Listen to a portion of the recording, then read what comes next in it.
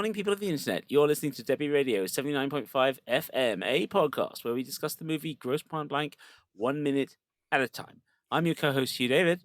And I'm your other co-host, Dev Sodiger. And on today's show, we're going to be looking at minute 80 of the film.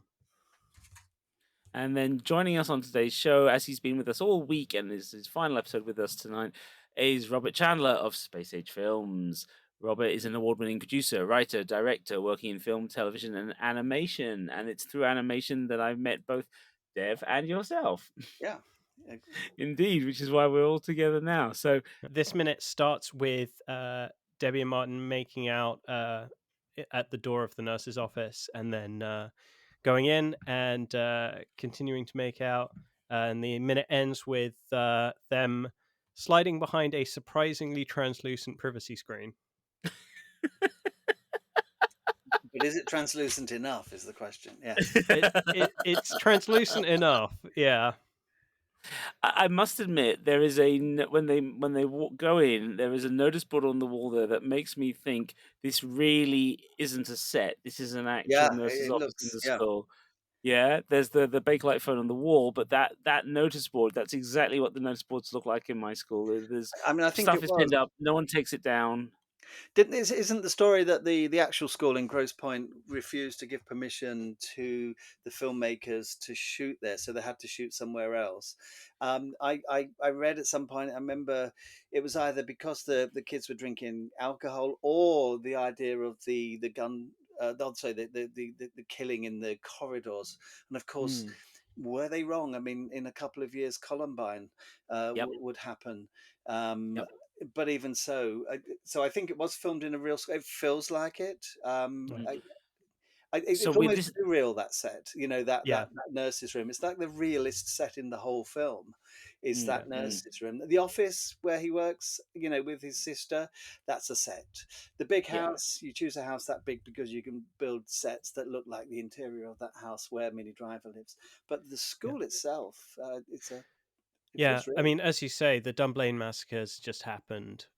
Columbine. Yeah, I mentioned that in another one later. Yeah.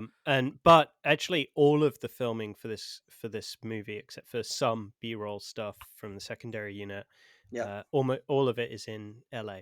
Is it? So and this is the school that was used in Buffy, and is used in a bundle of others. I mean, 10 Things I Hate About You, and yeah, I mean, it's the definitive. You were talking about Main Street USA. This is High School USA, which is terrific, and it should be. And I like the idea that the head or the owners of the school are pretty savvy, and they like to let the school be used, because who wouldn't want to go to the school where Buffy went? Come on, let's go. Absolutely. Especially when it's a gorgeous red brick building like that. Because I mean, honestly, compared to most of the schools around, it's.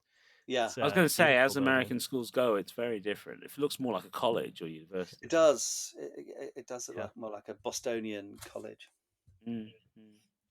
So so they're in the room now, and you know we get that lovely, you know, classic rom-com thing of walking slowly. She's walking backwards, he's walking forwards, slowly moving to a point where, you know, they are going to connect physically, and they, you know. There's obviously some sort of ledge that we can't quite see that she sits up on. You can tell they've been here before. Yeah. They were teenagers. They've done this before. But the thing that joke about, I forget who ties who up. That's it. That's the line. And you were talking, we were discussing last episode whether or not they get it on or not, but I think there's something in whether they went there to get it on. And I just that line just says it all, doesn't it? God, it's been so long, I've forgotten who gets tied up. Yeah, which implies they've slept together in the past. It may be why she was happy with an aeroplane from him when he did enter the bedroom, because they've already consummated in the past. So let's do something else. It's actually more fun and less messy. But the nurse's office for me gives the great moment in the film, which is where can they go? In terms of their relationship, if they did consummate in the past, they've already dated, they've already been sweethearts. They've already kissed, you know. She boldly kisses him in the DJ, booth in that great shot with the framed by the two windows. So where can they go? And the greatness of the film lies in the fact that she slaps him. You know, this is where they have to go, because this is what's missing from the relationship, that reprimand, that physical telling off for what he did to her, which would have been the biggest, most traumatic experience in her life, I imagine, being stood up at the Mhm. prom. So the slap is justified. Yeah, no, absolutely, Yeah. absolutely right. And also the way it leads up to it as well, it's just so beautifully timed. The timing of it is just impeccable. It's the editing, Armistage's work here is just Yeah, stellar, yeah, absolutely stellar. it is. It has breathing space. It has just the relationship space, and that's a lesser director would have focused on the hits, and the tension of that, and that would have been a different film. This is a director who gives that relationship the space to go wrong, to go right, to offer promise, to pay off, to delay, all those sorts of things that a good romance should give. Armitage creates the space for.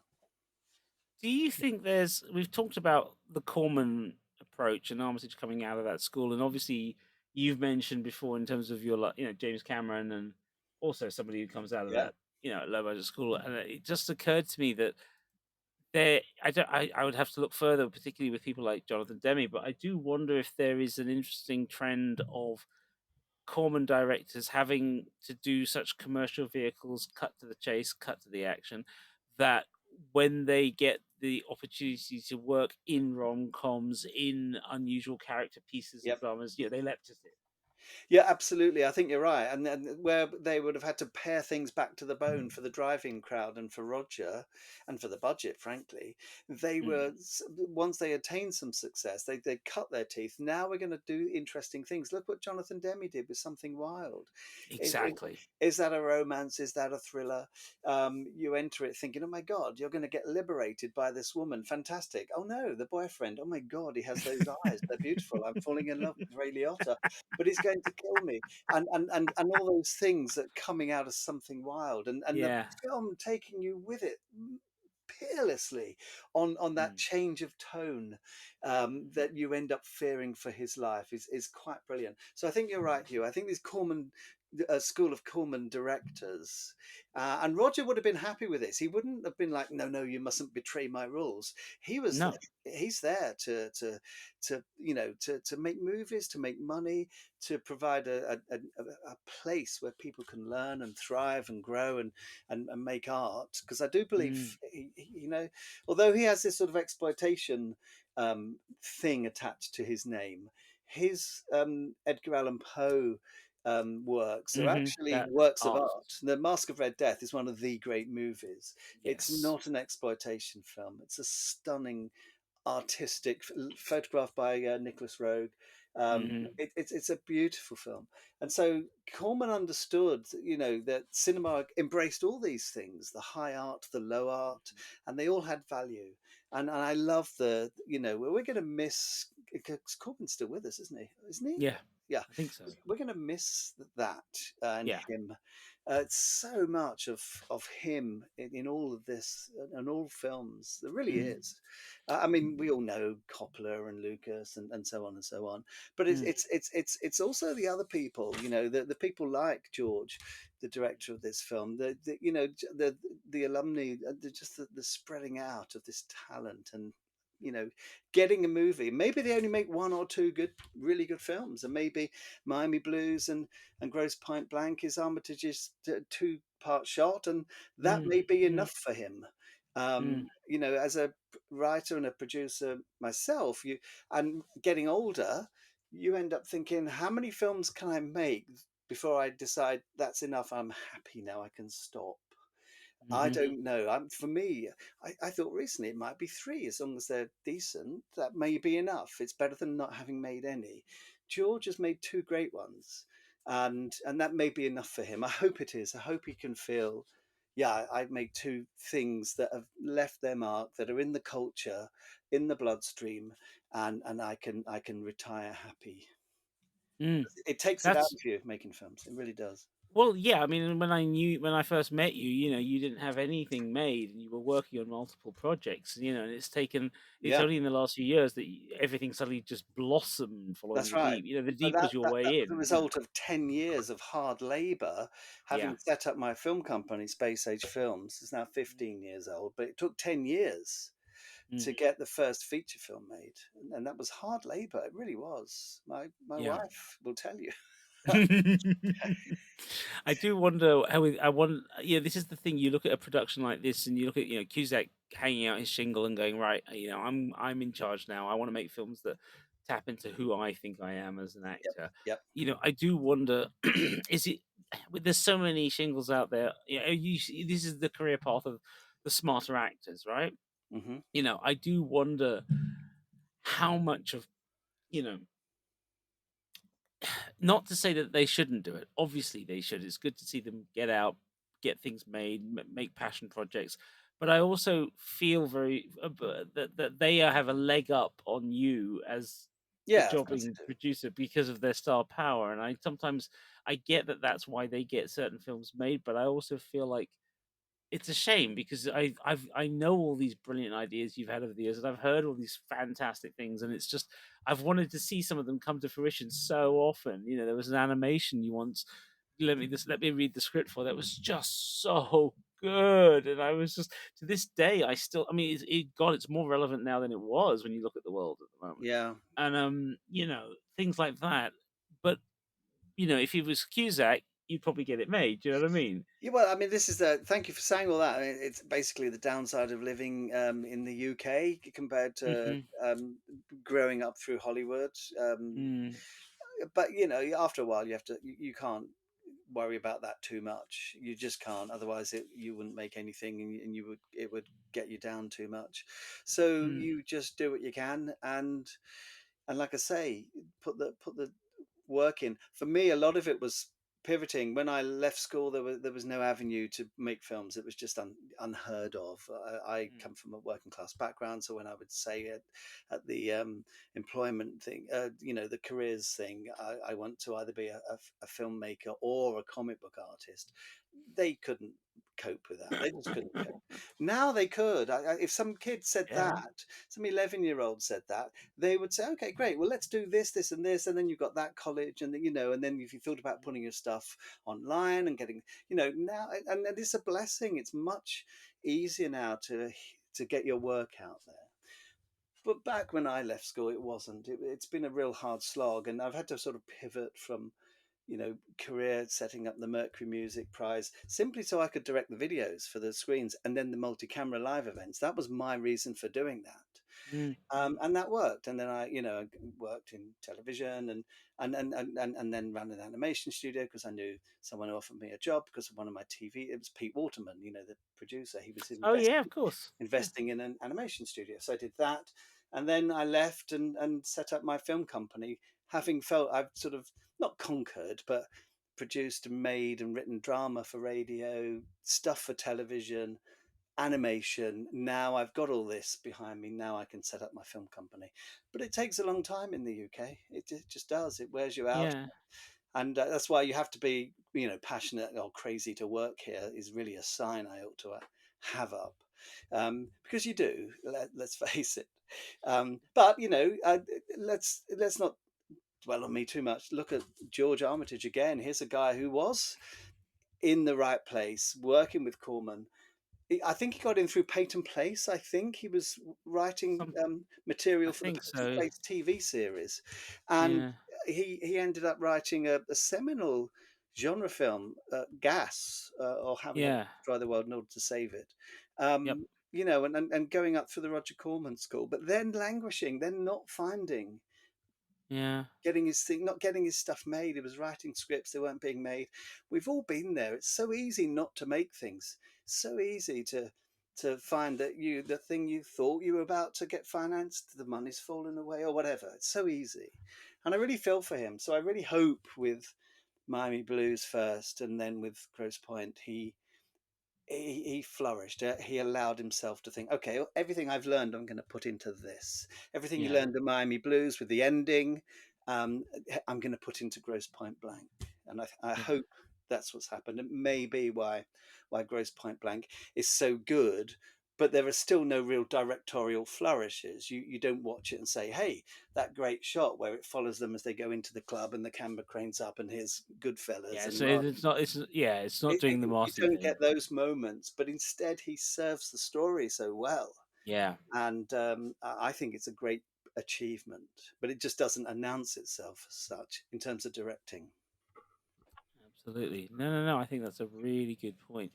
And I think also the other thing is that his tastes lean towards crime and crimers and noir, and I think that is the other thing. I think he had his peak at the point where this sort of film peaks. Yeah, it did. And then we moved into the noughties, and we're just a few years away from Iron Man. Yeah, You know, yeah, and I think that's the other part of this problem, because the last thing he did was the less than well received Elmore Leonard adaptation, The Big Bounce, in 2004, right. which I remember getting very poor reviews because people went in thinking, oh, it's George Armitage. He did Miami Yeah, Blues. He did Grosse Pointe Blank. He's doing Elmore Leonard, right? This is yeah. the guy, right? And How can and this and go it doesn't wrong? deliver. Yeah, Yeah, but it's also the second time The Big Bounce got made, and it's the second time it flopped, which is terrifying. But it just speaks to the random nature sometimes of yeah. of the chemistry or the lack of chemistry when it's all put together. We've talked about how this film, Grosse Pointe Blank, is such a collision of forces and people and the time and the timing and the music and everything. And then you fast forward a year or two and you've got a few years, it's The Big Bounce, and it doesn't work. Nothing works. That's right. Yeah. It's just you can't. Sometimes you can't tell. Oh, you can't, You and know. that's what drives you crazy, and that's why people go mad in either in Hollywood or anywhere. That if you're making films as your passion, or you're regarding them as an artistic endeavor, Mm, you will probably be hurt, and it takes. It's why a lot of directors have these shields of armor. It's why you get a Nick Cassavetes who's like, "Fuck mm, you, back off," portraying himself on the Entourage series. Um, mm, it's why directors that have that, they otherwise, you listen to all the criticism, you wouldn't even fucking move, you wouldn't know what to make for dinner, because mm, your ability to make a decision that will have a lasting impact when you make films. If you're like me, and most directors have the passion, they know you're making them for all time. You're not just making them for the opening weekend and hope the investor's happy with the numbers. You might say you are, but you're not. You're making it so people watch them in 30 years time or have discussions like mm, this. And so you're very aware that every decision you make is for all time. It is every cut, and yet you're still trying to capture magic. You're trying to capture two performers facing off against each other, about to kill each other or falling in love with each other, and hoping to catch what's precious about that moment in the way it's written, the way it's performed, the way it's lit, the way it's composed, and then preserve it forever. There's an enormous pressure that comes with that. And so you have to have a certain mindset to be able to survive it, to stay fresh, to be able to constantly contribute to the genre. And one of the ways that a lot of film directors preserve that is the shield of armor, is to have that sort of "fuck you" response to criticism, or anybody questioning them, and then before you know it, you've got a god complex, and mm, and, mm, and where do you go with that? Well, the only way is madness or folly. You end up like Barry Levinson making toys because no one will say no to you, and so mm. on. So it's a very difficult and interesting game, and that what happens behind the camera is always as interesting as what happens in front of it. But what happens in front is trying to capture magic moments, put them together, and hope that they work. And in Grosse Pointe Blank, they do. And we have to thank the gods and all the people involved in it. But then in George's next film, it didn't work, Mm, but the mm. same forces can take it apart. Yeah, absolutely, absolutely. And it's funny because for me, I'm also thinking about you're talking about the forces that take things apart. One of the running themes we've noted, I'm realizing now we've been doing this film, and we've talked before, Dev and I, about the economics of Detroit in this time period and the way the film has a critique of It does. A couple of not times it's mentioned. Yeah. yeah, there's a critique of not just American capitalism, but also what has happened post Reagan Yep. and what that's done to places like Detroit. Yeah. Um, and but I think there's another slight, relatively more subtle one, given the kind of film it is, which is the constant drug references. Yep. And of course, at the end of this minute, as the couple move behind the very translucent curtain to consummate, they're the board. You get very clearly between them and you as the board with the big substance abuse Yeah. information sheet for school, and you kind of think, when you consider how many of their former student colleagues have that night said, proposed one drug or another to them, Yes. Do you want to as a drug let's go substitute. get some blow? Let's take some blow. Yeah, And yeah. Let's they're get both to quite let's get good at. toasted. I like their maturity when they say no. It doesn't feel like a lesson. It just feels like a, No, do you know what? No, thanks very much, but no, fuck yeah, off. And exactly. it's a sign that they've grown up in a way that the others haven't. Yes, A lot of those Yeah. exactly. Yep. they haven't yet grown up.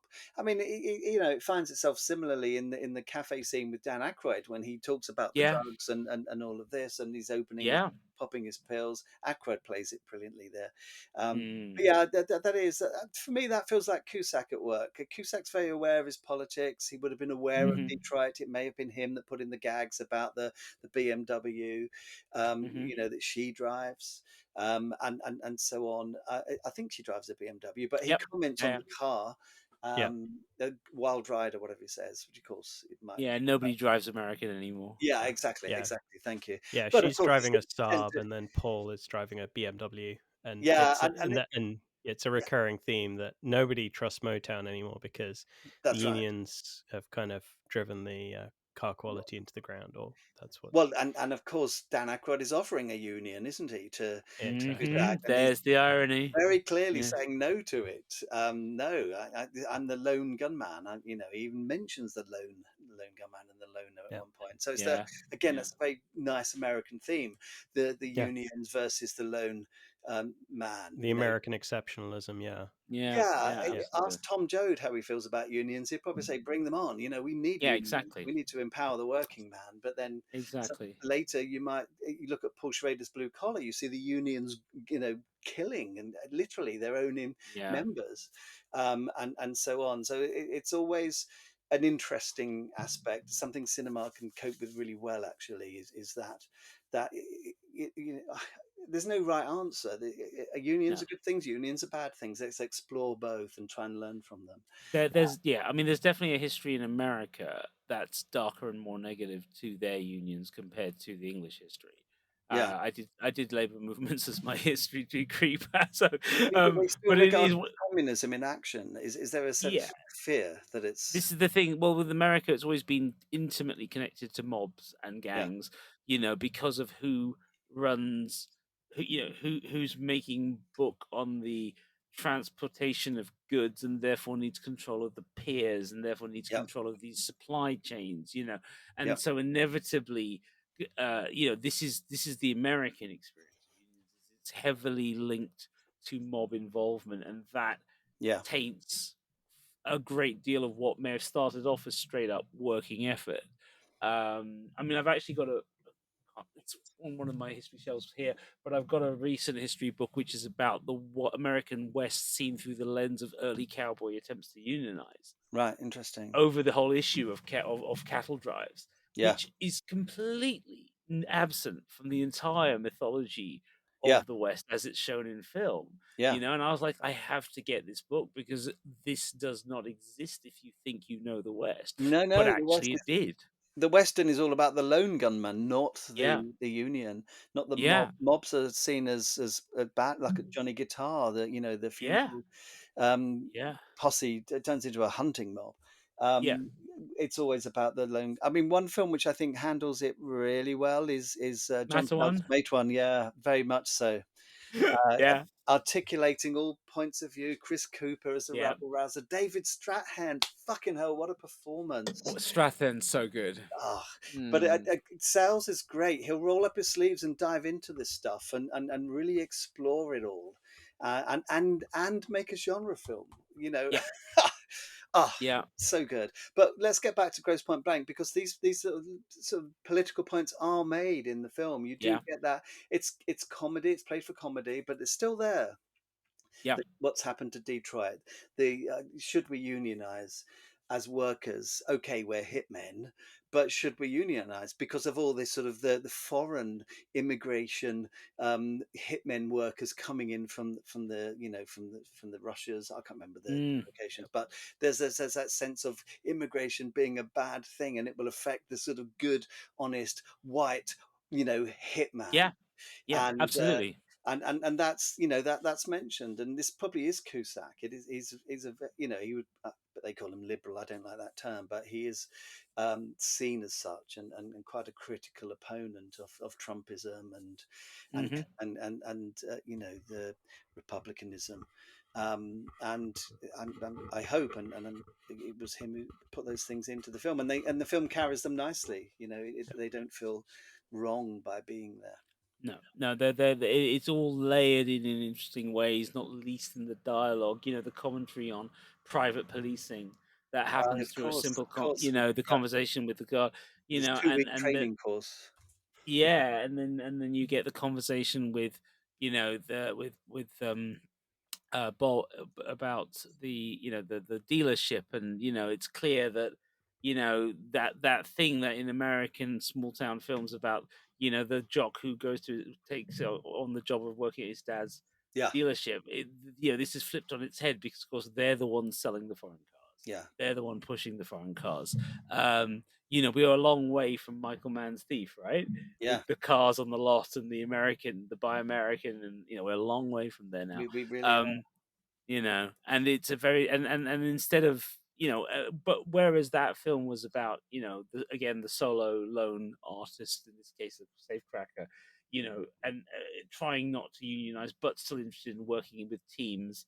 You have something, you fast forward now, and yeah, there's echoes of that in the discussion between Grosser and Blank. Grosser's coded as working class, as you said.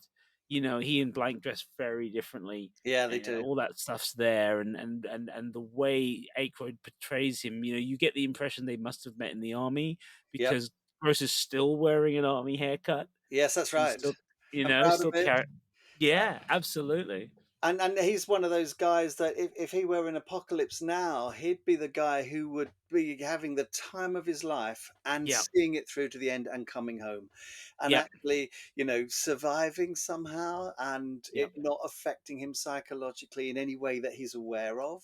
yeah, And it's a great performance by Aykroyd. I love that moment when they're running towards the house and he's flanked by the two other guys. They're dressed in black, but Aykroyd isn't. He's not making any attempt to hide who he is. He's yeah. in light blue, with his braces and his guns, and he's like, "Look at me!" And he's running in the center, literally framed by the He doorway. looks like a plumber. He does.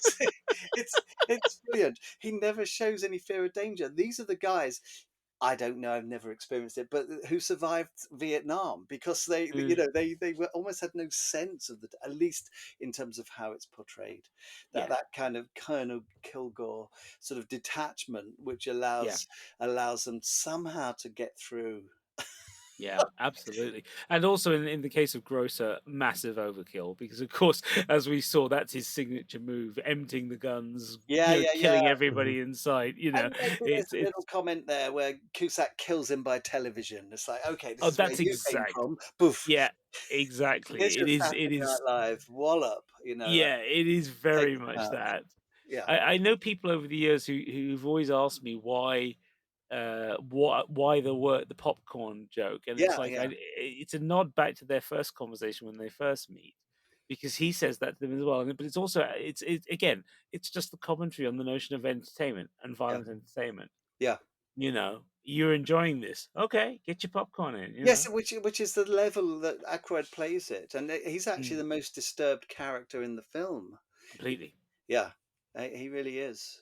It's he doesn't even seem to mind that he's killed. It's like, No, oh, okay, fair enough, and he's electrocuted. There's no fear.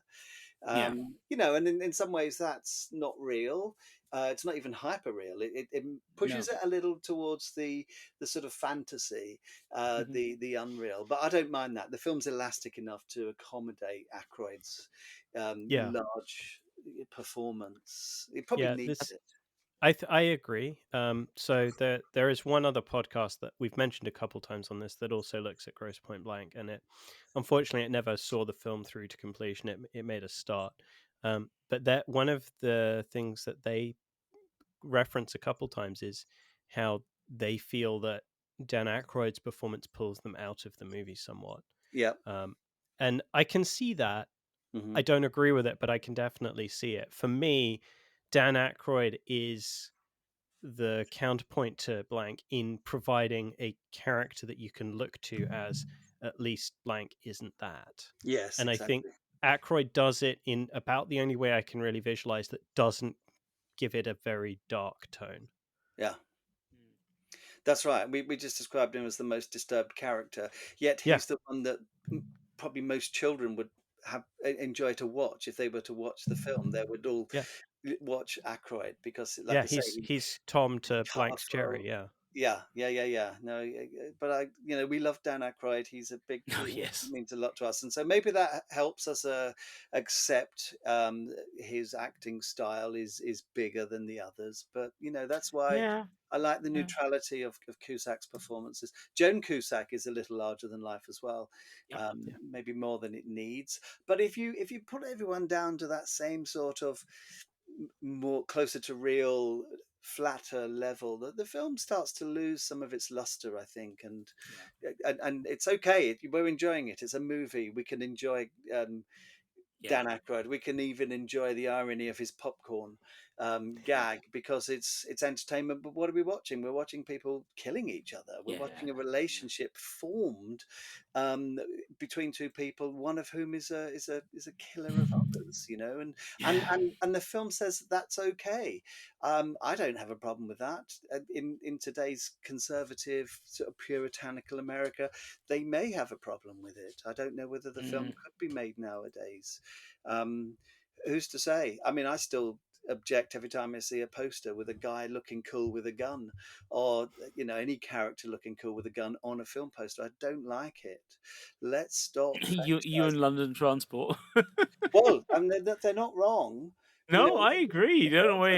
You and I have both worked on trying to get our posters up there. It's yeah, like yeah, yeah. I get why. I totally get why. It's And that this, you know, fetishizing of there's that lovely moment in the dance, which is close to the 76 to 80 minute. It's probably within that 5 minutes when Pink turns up at the dance and just pulls out his gun and shows him. mhm, It's like, hey, mhm, look at me, I'm the big, and then he puts it away. And then, now that to me is that Chekhov's gun. Is that going to be used? And yeah, it isn't. It's the Mm. yeah, pen he uses. But yeah. I don't think we see Pink again. But But also, it's horrifying, isn't it? it's Because we yeah, now yeah, know, two you years later know, it's Columbine, and yeah. and it is the power. Yeah, look at me, I've got this, and suddenly Mm. he's somebody now because He he's got talks that. like an incel. He Yeah, he really does. does. He talks like a classic school shooter, and it Yeah, is yeah, now. I did not see it in years previously, despite my own teaching experience when I watched Grosse Pointe Blank. But now more than ever, that's what I see in that moment yeah. It is. is the possibility that this is a film that, if it was a different film, would veer off in a totally different direction. Yeah, And he would become a bad guy, and it would be up to Martin to save everybody, because that would be that way you do that plot line. And Yeah. actually, not only am I glad they didn't do it, I think it's, as you say, Rob, and as you've been saying all this week, and I think rightly so, this is a fantasy. This is yeah. the Cusack fantasy, the Martin Q. Blank fantasy. This is the fantasy of going home, getting the girl, This is my righting the fantasy. wrongs. It's actually Yeah. my fantasy as well, and it connects. Yeah. Yeah, yeah, and I think in that context, somebody like that, like Pink's character, is just he's just there. He's there to reflect you. He's not there to become a villain, to be a protagonist Yeah, or he's or almost an a Right. antagonist. counterbalance to Aykroyd being over the top. Pink Yes, is the yes, that's sort a of good point.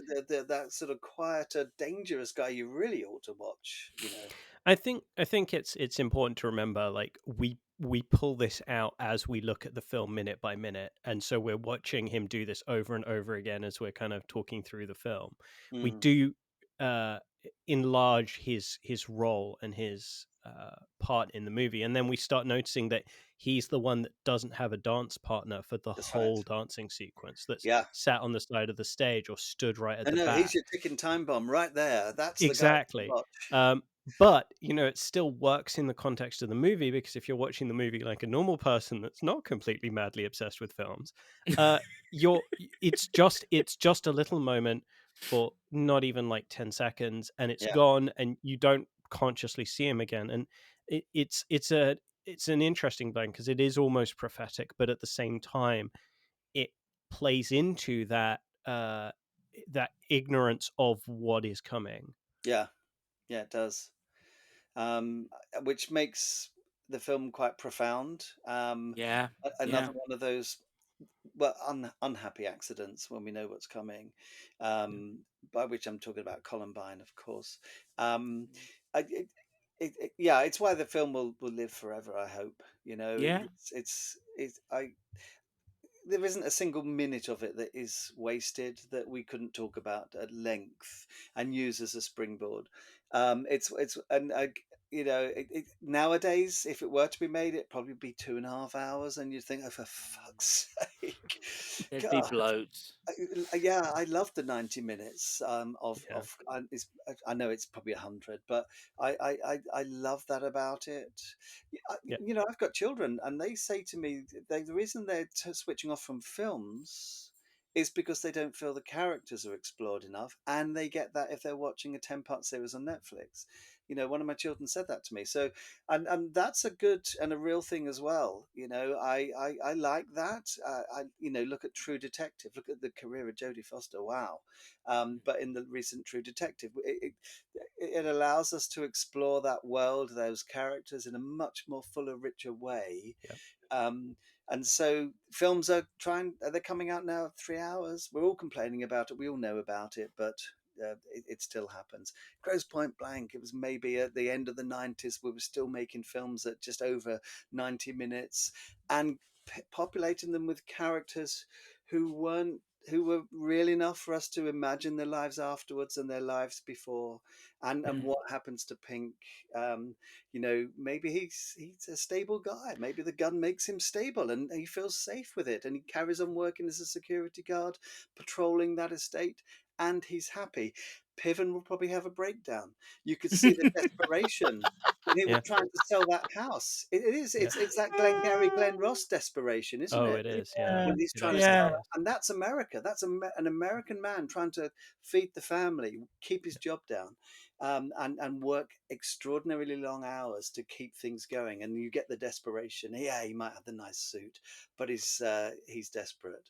Well, aren't we I on the verge of another recession at this point? I'm trying to No. remember. In the Well, US. there's the .com bust that happens in '99. Yeah, But, the big bust is 10 years after that, I think. yeah. Okay. Um, All right. but So, I so, mean, so, yeah. Well, yeah, I think the other thing is this increasing length of movies is almost a symptom of the declining quality of movie making, and particularly script writing, and the willingness to produce a novel script in a Yeah. lot of ways, right? This film gives you the opportunity to fill in the blanks with the characters, and it leaves the space there, but it sets them up in such a way you can. And a lot of films at this time do very similar things. You can, if you go back and watch them, you can fill in those blanks, you can fill it out into a bigger world. Yep. And there's no allowance to do that in Hollywood now. Everything has to be a remake, or it has to be based off of an existing IP to guarantee those sales.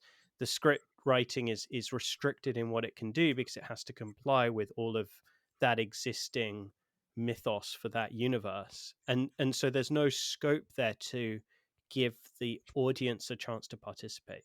And so the only way the audience can get the satisfaction, as your kids were saying, is when that content therefore has enough scope to satisfy the audience's desire to fill those gaps. Hmm. I think Yep. this is one of the reasons K drama has gotten so popular Yeah. with younger people. Not partly because you can finally see it thanks to Netflix, but also because K drama, like K pop, takes all of these Western styles and ideas and just boils it down to the absolute. This is the purest essence of what a TV drama is and does, and we're going to just hook you straight away from the opening scene and just keep rolling at such a speed, and you're going to learn things, and you're going to have twists and turns, but there's also going to be character development. And I think ultimately I get. I mean, I'm not a huge K-drama fan, but I've watched a few over the years. But I do get that is the thing I used to get from American television Right. and British television, and I don't always get that anymore. I mean, American TV in particular over the last few years, exception, as always, the honorable exception, HBO, AMC, right? All the people, the cable guys who put that extra money in and make that extra effort to turn out something prestige and attract movie people to those. Yep. But, at the same time, there's something about the art of the 100-minute movie, right? There's something about the art of producing something that comes in, does its job, tells its tale, and is gone. Yeah, exactly. And it's an original You know? screenplay. Let's say Yeah, that as well. yeah. It's not based Th- on existing IP as they will have. This film is so unique. This film is a unicorn in today's landscape, Yeah. which is a terrifying thought. Well, Yeah. in a way, you've got that four film run. Let's call it that. Pulp Yeah. Fiction, Things to Do in Denver, 2 Days in the Valley. I may have this in the wrong order. Usual Suspects. Usual Suspects, Grosse Pointe Blank, all original screenplays, all dealing with genre, Mm-hmm. dealing with Mm-hmm. Le Samurai, which was mentioned earlier, but the hitman, dealing Mm-hmm. with the hitman and crime, like all great crime and hitman works, to explore, let's say it, the human condition, to Yeah. explore who we are, why we're here. Grosse Pointe Blank is about identity. It is about what we want from life. It's the fundamental question that his character has to face. That's why I kept drawing attention to the two boats sailing in different directions, reflected in the shot of him and Minnie standing with the silhouettes in two different windows until they come together with the kiss. And what a great moment of improvisation that kiss was. But that's the strength of the film. It's about, who do I want to be, in brackets, who does John Cusack want to be, who does Minnie Driver want to be? I mean, that's a big question for her at the end, which is why we may not know and feel it's a fully rounded happy ending. It isn't, but they're driving away to go and try, and that's good enough. That to me is a great ending, because it's not a sunset they're driving into, but another regular working day. And those are the days that you have to make work if you're married. It's the regular working days. True. And so that's it's the end of The Graduate. It's any film that is mature enough to understand that you don't drive off into the sunset and it's all over and happy. Of course it isn't. It's the start of an even bigger and perhaps harder adventure. They're both going to have a hard time making that relationship work, but the nice thing is our hearts go with them. We want them to make it work, and if it doesn't, at least they tried. Yeah, absolutely right. Absolutely right. And I think that is the perfect note to end this week. Well, this was minute 80 of the Grosse Pointe Blank podcast, Debi Radio 79.5 FM, featuring your hosts, co-writers and co-producers, Dev Sodiger and Hugh David. Today's guest, as he has been all this week, the wonderful, eloquent, and frankly, you, sir, are a jewel in the firmament of cinema. Robert Chandler of Space Age Films. Where can people find you, Robert, if they want to talk to you? Hi. My website is www.spaceagefilms.co.uk. And can I just say quickly, thank you to you two guys for making this such a pleasure, and just for unearthing this film and shining a light on it. It's quite exceptional and deserves to be watched, if not studied. Thank you so much. You can find us at all good podcast players, YouTube, X, Spotify as well. In all cases, our handle is at Debi Radio, DEBI Radio, and also on our website, debiradio.com. Once more, DEBI Radio. And if you want to talk with us, you can join us on our Facebook listeners group, Debi Radio 79.5 FM Fan Club. Sure was clear that all of this was new. Concentrating hard like a little girl, smoking for the first time. It wasn't a moment, it was a feeling.